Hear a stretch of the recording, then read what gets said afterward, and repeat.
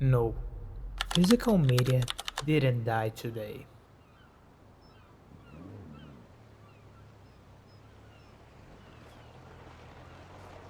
It didn't die when consoles started shipping without disk drives. It didn't die when another company pushed players towards digital purchase. It has been dying for years.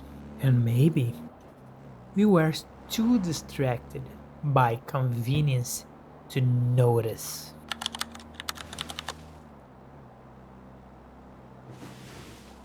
Video games have become the largest entertainment industry in the world.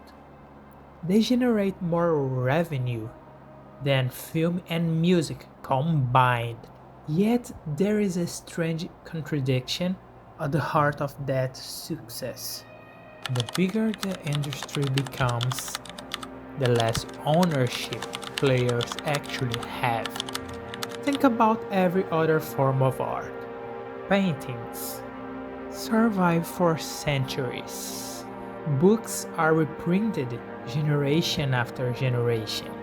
Classic films are restored in higher quality than ever before. Even music, written hundreds of years ago, still exists because someone cared enough to preserve it. Humanity understands that art deserves to outlive the people who create it. So, why are video games different? Video games combine everything that came before them: music, painting, literature, cinema, architecture, design, and then they add something no other art form can truly offer: interaction. You don't just watch the story, you become part of it.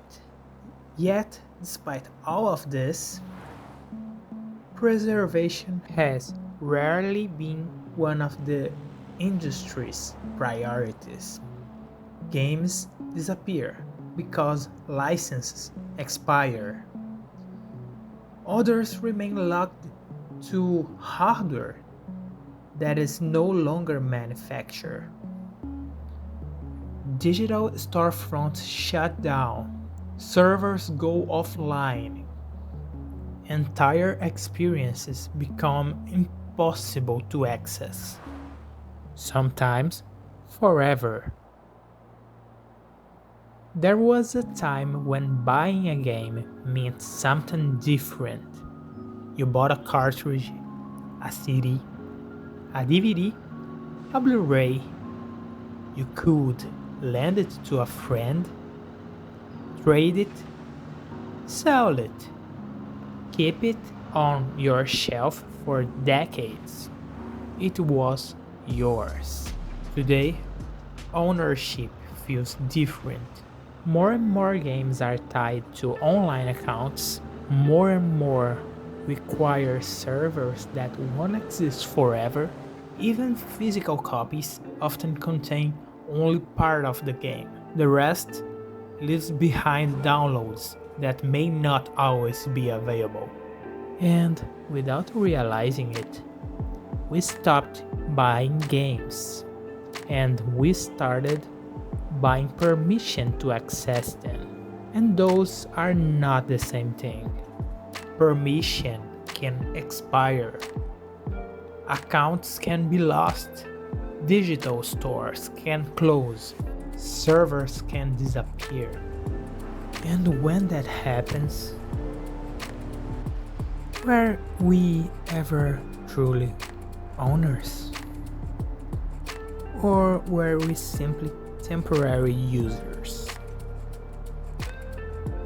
And I'm not saying digital distribution is evil.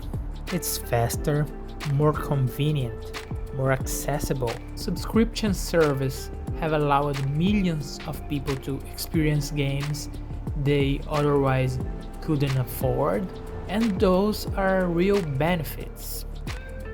But every technological leap comes with a cost.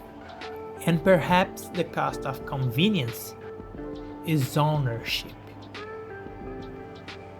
Maybe one day, playing a game released in 2026 will be harder than playing one released in 1996.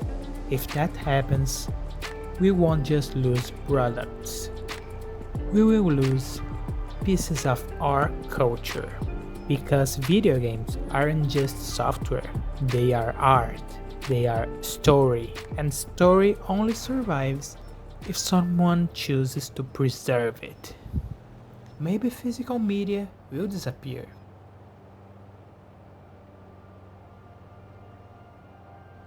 Maybe that's inevitable.